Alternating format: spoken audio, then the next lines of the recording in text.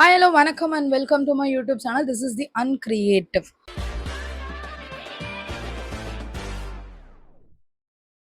So இன்னைக்கு வந்து நான் எதை பத்தி பேச போறேன்னு சொன்னா, இப்போ ரீசெண்டா ஒரு சின்ன பையன் அன்பு தம்பி வந்து நெறைய பேர வந்து ஸ்கேம் பண்ணியிருக்காரு. நான் 20,00,000 குடுத்து வந்து தார் வாங்கிட்டேன் அப்படின்னு சொல்லி எல்லாருக்கும் ஆசை வலை விரித்து எல்லாரையும் வந்து ஏமாத்தியிருக்காரு. இது ஒருத்தர் 2 பேர் மட்டும் பேசல. பாலிமர் சேனல் வரைக்கும் வந்து பிரபலமாயிருக்காரு நம்ம தம்பி. ஒண்ணு அவர் பிரபலமா இருக்கணும், இல்லன்னா அவர்ட்ட ஒரே ப்ராப்ளமா இருக்கணும். அதனால தான் அவர் இவ்ளோ ஃபேமஸ் ஆயிருக்காரு. ஓகே, நம்மளுடைய கொடையூர் அன்பு என்னலாம் பண்ணாருன்னு சொல்லிட்டு பார்க்கலாம். Let's get into the video. Hi மக்களே. ஸோ இதை பற்றி வந்து நிறைய இன்ஃப்ளூயன்சஸ் வந்து பேசிட்டு இருக்காங்க, நிறைய பேர் வந்து பேசுவாங்க கண்டிப்பாக வந்துட்டு. ஸோ நானுமே அதை வந்து டச் பண்ணலாம் அப்படின்னு சொல்லி டிசைட் பண்ணேன். So because this is very serious issue, ஓகேவா? So this is not some random issue. This is not some promoting some betting apps or something like that. And of course that is wrong, but this is beyond it. Because என்னன்னு நீங்க கேட்டீங்கன்னா, அந்த பையன் வந்து different types of scams பண்ணியிருக்கான். என்ன சொல்றது, அந்த சதுரங்க வேட்டை படத்துல வர மாதிரி 1-2 ஸ்கேம் கிடையாது. தம்பி வந்து இதே பொழப்பாத வச்சு பண்ணிக்கிட்டு இருக்காரு. இன்ஸ்டாகிராம்ல வீடியோ போடுறது வந்து பார்ட் டைம் தான் போல, ஸ்கேம் பண்றது தான் தம்பிக்கு ஃபுல் டைம் பொழப்பா வந்து போயிட்டு இருக்கு நான் நினைக்கிறேன். தம்பி இது வந்து படிக்கிற வயசுல, நம்மளாம் வந்துட்டு படிக்கிற வயசுல வந்துட்டு இந்த வயசுல எல்லாம் கண்டிப்பா வெளியில இருக்க ஆயா கிட்ட வந்து ஒரு மாங்காய் எக்ஸ்ட்ராவா வாங்கி சாப்பிடலாமா, நெல்லிக்காய் வாங்கி சாப்பிடலாமான்னு சொல்லிட்டு தான் நம்ம யோசிச்சுட்டு இருந்திருப்போம். அப்பா கிட்ட வந்து சின்ன ஸ்கேல் கேட்கலாமா, பெரிய ஸ்கேல் கேட்கலாமா, லெட் பென்சில் வாங்கலாமா இல்ல சாதா பென்சில் வாங்கலாமான்னு யோசிச்சுட்டு இருப்போம். ஆனா தம்பி என்ன பண்ணிக்கிட்டு இருக்காருன்னா, எவன் கூட எப்படி கெடுக்கலாம் அப்படின்னு சொல்லி யோசிச்சுக்கிட்டு இருக்கிறாருன்னு நினைக்கிறேன் நானு. சி, அவர் வந்து என்னெல்லாம் ஸ்கேம் பண்ணிட்டு இருக்காருன்னு கேட்டீங்கன்னா, ஃபர்ஸ்ட் ஆஃப் ஆல் வந்துட்டு இந்த ஒர்க் ஃப்ரம் ஹோம் ஸ்கேம். இந்த ஒர்க் ஃப்ரம் ஹோம் ஸ்கேம்ல எப்படி நம்ம மக்கள் திரும்ப திரும்ப திரும்ப விழுறாங்கன்னு எனக்கு ஒண்ணுமே புரியல. Because this is not the first time that is happening. Lot of people, lot of these kind of influencers have already promoted this kind of work from home scams. நம்மளும் நிறைய பேர் இதை பத்தி பேசிட்டாங்க. நிறைய பேர் ஸ்கேம் அப்படின்னு சொல்லி தனியாவே ஒரு செக்மெண்ட் வச்சு வந்து வீடியோ போடுறாங்க. இந்த டெலகிராம்ல வந்து ஸ்கிரீன்ஷாட் அனுப்பினா வந்துட்டு காசு தரும், இது வீட்டுல இருந்தபடி 5 சி ஸ்கிரீன்ஷாட் எடுத்து வந்து ஒரு மாசத்துக்கு 1,00,000 2,00,000 சம்பாதிக்க முடியும், ஒர்க் ஃப்ரம் ஹோம் பண்ணிட்டு ட்ரேட் பண்ணிட்டு 1,00,000 2,00,000 சம்பாதிக்க முடியும்ட்டு இப்படி ஒரு ஆப்ஷன் இருந்துச்சுன்னு வச்சுக்கோங்களேன். இங்க யாருமே வேலை செய்யவே மாட்டாங்க. இங்க இவ்வளவு பெரிய எம்என்சி கம்பெனிஸ் இருக்காது, இங்க இவ்வளவு ஸ்கூல்ஸ் இருக்காது, காலேஜஸ் இருக்காது, நத்திங். ஓகேவா? Because that is not true.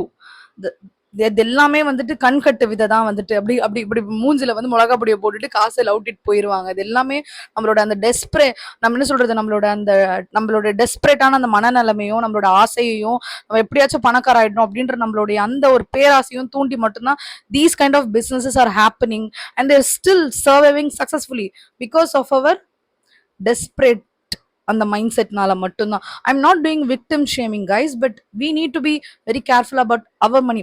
அந்த பையன் வந்து சொல்றான், நான் 15,00,000 20,00,000 நான் வந்து ஒரு தார் வாங்கியிருக்கேன். ஸோ அந்த இதை நான் எப்படி வாங்கினேன்னு கேட்டீங்கன்னா, நான் ஒர்க் ஃப்ரம் ஹோம் பண்ணி தான் வந்து வாங்கினேன். ஏன்டா தம்பி, நீ ஒரு 8ஆவதோ 7ஆவதோ படிச்சுக்கிட்டு இருப்ப, நீ ஸ்கூலுக்கு போறியா இல்லைன்னா வந்துட்டு இதை பொழப்பா பண்ணிக்கிட்டு இருக்க ஒர்க் ஃப்ரம் ஹோம், நீ எத்தனை மணி நேரம் ஒர்க் ஃப்ரம் ஹோம் பண்ணி நீ இவ்வளவு சம்பாதிக்கிற, இந்த மாதிரி பண்ணணும்னா நீங்க வாட்ஸ்அப் பண்ணுங்க அப்படின்னு சொல்லி போட்டிருக்கா அப்படி தம்பி. ஸோ அதையும் வந்து கிளிக் பண்ணி உள்ள போறாங்க அவங்க. ஸோ உள்ள போன உடனே வந்து தம்பி என்ன பண்றா அப்படின்னா, ஒரு ஸ்கிரீன்ஷாட் ஒன்று அனுப்புறாரு.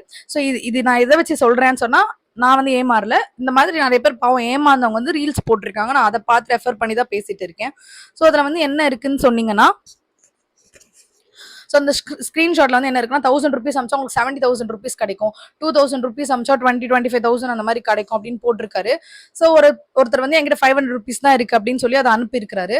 அவர் வந்து ஓகே அப்படின்னு சொல்லிட்டு வாங்கிட்டு, உங்களுக்கு ப்ராஃபிட் வந்திருக்கு, இது உங்களுக்கு அனுப்பணும்னு சொன்னா this is how they lock. இந்த டெலகிராம் இருக்குல்ல, இந்த ஸ்கிரீன்ஷாட் ஜாப் இருக்குது, எல்லாமே இந்த லிங்க் லைக் பண்ணுங்க, காசு தரும். ஃபர்ஸ்ட் அவங்க கொடுக்குற மாதிரி கொடுப்பாங்க. அதுக்கப்புறம் உங்களுக்கு காசு வேணும்னா எங்களுக்கு நீங்க காசு அனுப்பணும் அப்படின்னு சொல்லி வந்து அங்கதான் லாக் பண்ணுவாங்க. ஓகே, நம்ம நினைப்போம், ஐயோ நான் உழைச்சு சம்பாரிச்ச காசு அவங்கிட்ட மாட்டிக்கிட்டு இருக்கேன், எப்படியாச்சும் காசை கொடுத்து வாங்கிடுவோம்னு நினைப்போம். That's where we get lock. அங்கதான் நம்மள லாக் பண்ணி அடிக்கிறது அவனுங்க. சோ இவர் வந்து என்ன சொல்றாரு, நீ டாக்ஸ் கட்டணும் அப்படின்னு சொல்றாரு. இந்த பையன் கேட்கறான், காசு கொடுத்த பையன், நான் எதுக்கு டாக்ஸ் கட்டணும், இதெல்லாம் நீங்க முன்னாடி சொல்லவே இல்லையே, இல்ல டாக்ஸ் கட்டினாதான் நாங்க தருவோம் அப்படின்னு சொல்றாரு. எவ்வளவு டாக்ஸ்ன்னு கேட்டா 4,200. நான் ஃபர்ஸ்ட் ஆஃப் ஆல் வந்து இவனுக்கு எதுக்கு நம்ம டாக்ஸ் கட்ட வேண்டியது, இவன நிர்மலா சீதாராமனா இல்லைன்னா வந்துட்டு பினான்சியல் மினிஸ்டரா இல்ல what he is, like any government employee? அதுக்குன்னு ஒரு சைட் இருக்கு, நம்ம அதுல தானே போய் டாக்ஸ் பே பண்ணுவோம். யாரா நீ வந்துட்டு எனக்கு டாக்ஸ் கட்டு அப்படின்னு சொல்லி. சரி ஓகே, டிடிஎஸ் சொன்னா கூட பிடிச்சி புடிச்சிட்டு தானே வந்து அனுப்புவாங்க. வந்து டிடிஎஸ் நான் புடிக்கிறேன்னா கூட டிடிஎஸ் புடிச்சிட்டு நீ அனுப்புன்னு சொல்லுவாங்க. நான் வந்து உனக்கு டாக்ஸ் கட்டணும் அப்படின்னு அவன் சொல்றான். 4200 ரூபாய். அந்த பையன் என்ன சொல்றேன், எனக்கு 12,000 ரூபாய் நீங்க ப்ராஃபிட் வந்திருக்குன்னு சொல்றீங்க, 4200 ரூபாய் டாக்ஸ் கட்டணும்னு சொல்றீங்க, அதை கழிச்சிட்டு 7000 சம்திங் எனக்கு அனுப்பி விடுங்களேன் அப்படின்னு கேட்டா, நோ நோ நோ, அப்படி இது ஒர்க் அவுட் ஆகுது, நீ இன்னொரு 4200 ரூபாய் கொடுத்து என்கிட்ட ஏமாறு அப்படிதான் நான் விடுவேன் அப்படின்னு அந்த பையன். ஸோ இந்த பையன் உஷாராயிட்டானா இல்லை என்கிட்ட காசு இல்லையான்னு தெரியல, அதோட அவன் முடிச்சிட்டான். So this is one kind of scam, work from home அப்படின்னு சொல்லி ஏமாத்துறது வந்துட்டு. மக்களே 1000 ரூபாய் கொடுத்தா 17,000 ரூபாய் யாராலுமே திருப்பி தர முடியாது. ஸோ அந்த காலத்துல எஸ் அஃப்கோர்ஸ் இந்த பிட்காயின்லாம் வாங்கி போட்டு நிறைய பேர் கோட்டீஸ்வரங்கள் ஆயிருக்காங்க. But that do need some research, that do need some understanding. அவங்களும் ஸ்டடி பண்ணியிருப்பாங்க, அப்படி மட்டும்தான் ஒர்க் ஆகும். What kind of stock market ஒரு கிரிப்டோ கரன்சி என்னவா வேணா இருக்கலாங்க, but that needs study, that needs some research. ஓகேவா? Do your own research. கேள்விப்பட்டிருக்கீங்களா இல்லையா? DYOR, அது பண்ணா மட்டும்தான் விளங்க முடியும். பட் அப்படி பண்ணியுமே அவங்களுக்கு பொட்டென்ஷியல் லாஸ் கண்டிப்பா இருக்கும். அதை தாண்டி தான் அவங்களுக்கு ஒரு ப்ராஃபிட் வந்திருக்கும். பட் அவங்க ரெகுலரா அதை பண்ணி இருப்பாங்க. ஓகேவா?